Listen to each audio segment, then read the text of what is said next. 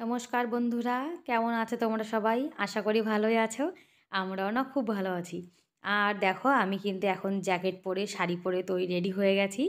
এখন না আজকে একটু আমরা জন্মদিনে যাব। আরে দেখো গাড়ি চালাবে একজন, যার জন্যে পুরো কিন্তু জ্যাকেট টুপি সব পরে নিয়েছি। আর আমার ছেলেও রেডি হয়ে গেছে। আর রাত্রেবেলা জানো তো এত শীত লাগে, আর গাড়িতে কিন্তু বেশি শীত লাগে মানে বাইকে। এই জন্য আমি জ্যাকেট পরেছি, আর জুতোও পরে নিয়েছি, টুপি কিন্তু দুখানা পরেছি। আর এদিকে আমরা জন্মদিনে চলে এসেছি। আজকে না হরিশের জন্মদিন। তা দাদা বৌদি আমাদেরকে বলেছিল, যার জন্য চলে এসেছি। আর জানো না শীতে কিন্তু কোথাও যেতে ইচ্ছা করে না, তাও কিন্তু এসে গেছি আমরা ঠান্ডার মধ্যে। আর দেখো ও দাদার জন্মদিন, ও বলছে কি কেকটা কিন্তু আমিও কাটবো, ও বলছে আমার জন্মদিন। আর কখন থেকে বসে রয়েছে যে কেক কখন কাটবে, কেক কখন কাটবে। আর বাচ্চা মানুষরা কিন্তু এরকমই হয়। আর ও দেখো কেক মানে চাকু ছাড়ছেই না, বলছে আমি কাটবো। এখন ও জন্মদিন, দেখো ও তো একা একা কাটবেই, তাই না? আর হরিশ কিন্তু ভীষণ ভালো ছেলে, ও কিন্তু একদমই মানে দুষ্টুমি করে না, পড়াশোনায় কিন্তু খুব ভালো।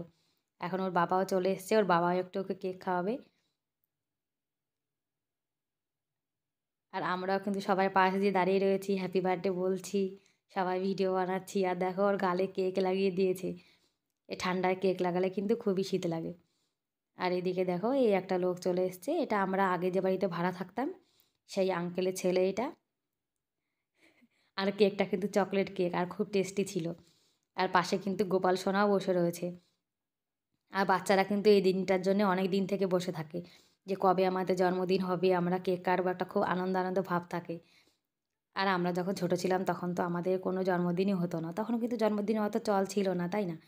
আর এদিকে আমার বড় দেখো ওকে একটি কেক খাইয়ে দিয়েছে, আর এই গিফট দিয়ে দিল। আর এখন আমিও চলে এসেছি, একটু আশীর্বাদ করলাম, আর মিষ্টি খাইয়ে দিয়েছি। আর জানো না মিষ্টি কিন্তু ঠান্ডার সময় খুব ঠান্ডা থাকে। আর এই যে আশেপাশে সবাই দাঁড়িয়ে রয়েছে, ওই লাল ওড়না পরা ওইটা ওর মা, আর এটা ওর বাবা। তারপরে আমাদের না ওরা খেতে বলেছিল, কিন্তু কি বলো তো বাড়িতে আমাদের গোপাল রয়েছে, তো গোপালকে আমরা রেখে গেছি। আর গোপালকে কিন্তু আমরা 3 টাইমই ভোগ লাগাই। আর এখন অনেক রাত হয়ে গেছে, গোপালকে সেবা দেওয়া হয়নি, যার জন্যে না আমরা তাড়াতাড়ি চলে এসেছি। কী করবো বলো, গোপালের জন্যে থাকতে পারিনি। আর ওরা কিন্তু আমাদের খুব করে বলেছিল খাওয়ার জন্যে, রান্নাবান্না করেছিল, কিন্তু আমরা না খাইনি। আর গোপালকে রেখে গেছি, দেখো মনটা কিন্তু একদমই ভালো লাগছিল না, এখন কি করব। আর আমি যাওয়ার আগে কিন্তু মটর মটর আর আলু সেদ্ধ করে রেখে গেছিলাম, আটাও মাখিয়ে রেখে গেছিলাম, আর মশলাটাও বেটে রেখে গেছিলাম। আর এসে কিন্তু ফটাফট রান্নাটা করে নিয়েছি। একটু ঘুগনি করেছি পেঁয়াজ রসুন দিয়ে, আর একটু আটা মাখিয়ে রুটি বানাবো।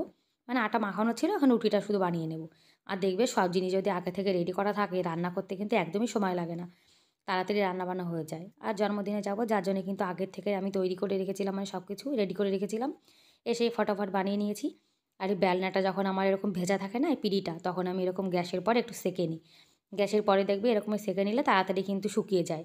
আর এমনি রেখে দিলে দেখবে শীতকালে শুকাতে কিন্তু অনেকটা সময় লেগে যায়, যার জন্য গ্যাসে সেঁকে নিয়েছি।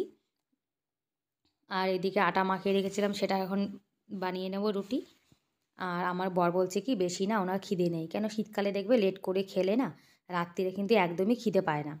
এবার রাত্রে যদি এখন না খায় তাহলে মাঝরাতে যখন খিদে পাবে, যার জন্য বলেছি পাতলা পাতলা দুটো রুটি খেয়ে নাও। তাই ওনার জন্য না দুটো পাতলা রুটি বানাবো, আর 3টে পরোটা বানাবো, আমি আর আমার ছেলে খাবো।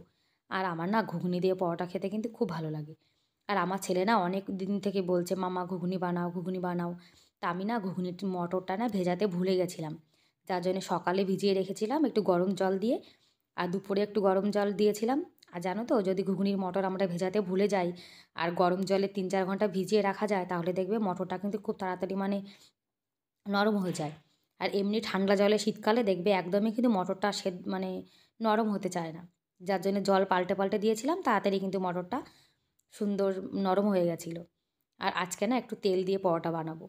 ঘিটা কিন্তু একদমই মানে কম হয়ে গেছে, আর পরোটা বানাতে গেলে দেখবে অনেকটা কিন্তু ঘি লেগে যায়। আর আবার সেই পুরনো রিকোয়েস্ট তোমাদেরকে করব, যদি ভিডিওটা কোনো অংশ তোমাদের একটু হলেও ভালো লেগে থাকে, তাহলে প্লিজ একটা লাইক করে দিও। আর আমার চ্যানেলে আজকে যারা নতুন আর আমার ভিডিওটা দেখছো, আমার চ্যানেলকে এখনও সাবস্ক্রাইব করোনি, তাদেরকে অনুরোধ করছি প্লিজ আমার চ্যানেলটিকে সাবস্ক্রাইব করে আমার এই ছোট্ট পরিবারের পাশে থাকতে পারো। আর যারা করে দিয়েছো তাদের অসংখ্য ধন্যবাদ। আর দেখো আমরা কিন্তু অতি সাধারণ, আমাদের কাজগুলোও কিন্তু অতি সাধারণ। আমি সারাদিন যে কাজগুলো করে থাকি সেইগুলোই কিন্তু ভিডিওর মাধ্যমে তোমাদের সামনে শেয়ার করি। এখন তোমাদের যদি ভিডিওটা ভালো লাগে, তোমরা চাও যে আমি ইউটিউবে একটু জায়গা করে নিই, তাহলে কিন্তু তোমরা আমার পাশে থাকতে পারো। আর জানো তো, সৎ পথে চলতে গেলে কিন্তু মানুষের সফলতা পেতে একটু সময় লাগেই।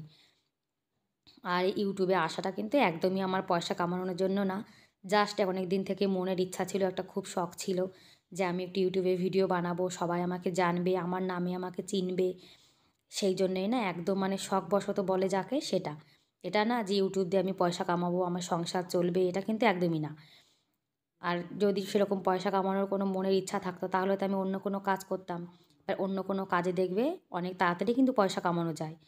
কিন্তু এইসব ইউটিউবে ভিডিও বানানো, পয়সা আয় করা, এগুলো করতে কিন্তু অনেক অনেক সময় লাগে। আর এই যে পয়সা কামানোর মনের নিয়ে যদি আমরা আসি ভিডিও বানাতে মানে ইউটিউবে, তাহলে কিন্তু একদমই হবে না। এটা জাস্ট শখের। আর যদি সেইভাবেই করতাম, তাহলে কি হতো বলো? আর এদিকে দেখো, আমাদের রাত্রিরে খাবার দাবারে রেডি হয়ে গেছে। সকালের একটু বেগুন ভাজা ছিল, আর পরোটা, ঘুগনি। আর এই যে বাসন দেখো কতগুলো হয়েছে, এখন বাসন মাজতে চলে এসেছি। আর জানো তো, ইউটিউবে ভিডিও বানানোকে যদি আমরা ভাবি যে এটা দিয়ে আমরা মানে কাজ করব, সংসার চালাবো, তাহলে কিন্তু কোনো দিনই হবে না। কেননা ইউটিউবটা কোনো গ্যারান্টি নেই যে থাকবে কি না।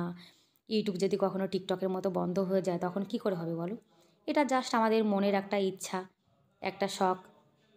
আর একটা কথায় আছে না, সৎ পথে চললে দেখবে তার কিন্তু সব জিনিসে একটু সময় লাগে। আর মানে ধর্মের পথে চলতে গেলে, সৎ পথে চলতে গেলে সেই পথেতে একটু মানে সময় তো লাগেই। একটা কথায় আছে না, কি ধর্মের প্রদীপ একদম ধীরে ধীরে জ্বলে, আর অধর্মের প্রদীপ অনেক তাড়াতাড়ি জ্বলে। আর অধর্মের প্রদীপ দেখবে অনেক তাড়াতাড়ি জ্বলবে, কিন্তু বন্ধও কিন্তু তাড়াতাড়ি হয়ে যাবে, তাই না? আর আমি এই যে এই ভিডিও বানাই, আমার সংসারের কাজগুলো তোমাদেরকে দেখাই, এই কাজটা যদি তোমাদের ভালো লাগে, তাহলে কিন্তু তোমরা আমার পাশে থাকতে পারো। আর জানো না, জলটা কিন্তু খুব ঠান্ডা। আর দেখো বাসন আমার কতগুলো হয়েছে, এরকম বাসন কিন্তু আমার 3 টাইমই হয়। আর জানো তো, আমরা যে মহারাজের কথা শুনি, অনুরূপ মহারাজজি, উনি বলেছে যে রান্নাঘরে কিন্তু কখনোই মানে বিশেষ করে রাত্রিরে এঁটো বাসন কখনো রাখতে নেই। এঁটো বাসন সবসময় মেজে রাখাই উচিত। আর যখন মানুষের কোনো অসুবিধা হয়, শরীর খারাপ হয়, সে ব্যাপার কিন্তু অনেক আলাদা।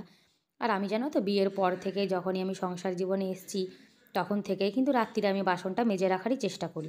কখনো আমি এঁটো বাসন রাখি না।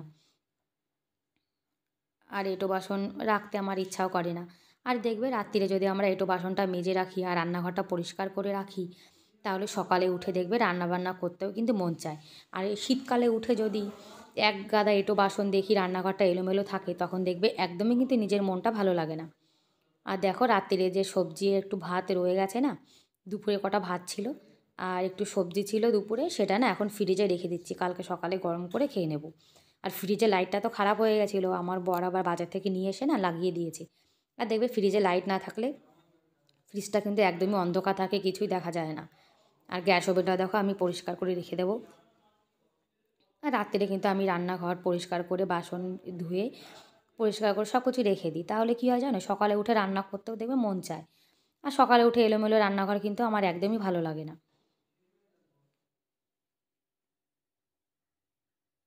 আর এটা দেখো, এটা তো আমার সংসার, আর এই সংসারের কাজগুলোকে আমাকেই করতে হবে। এখন আমার সংসারটাকে যদি আমি গুছিয়ে না রাখি, সুন্দর করে না রাখি, তাহলে কে রাখবে বলো? আর এদিকে রান্নাঘরে দেখো, এখানে একটু জল পড়েছিল, ওই গামলাতে না জল ছিল, আমার মনে ছিল না। আর অনেকটা কিন্তু জল পড়ে গেছে। আর এই কাগজটা নিচেও পড়ে গেছিলো একটু, যার জন্য পরিষ্কার করে নিয়েছি। ব্যাস, আজকের মতো কাজ বাজ শেষ। আর বিদায় নিচ্ছি তোমাদের থেকে, দেখা হবে পরের ভিডিওতে। ততক্ষণ ভালো থেকো, বাই।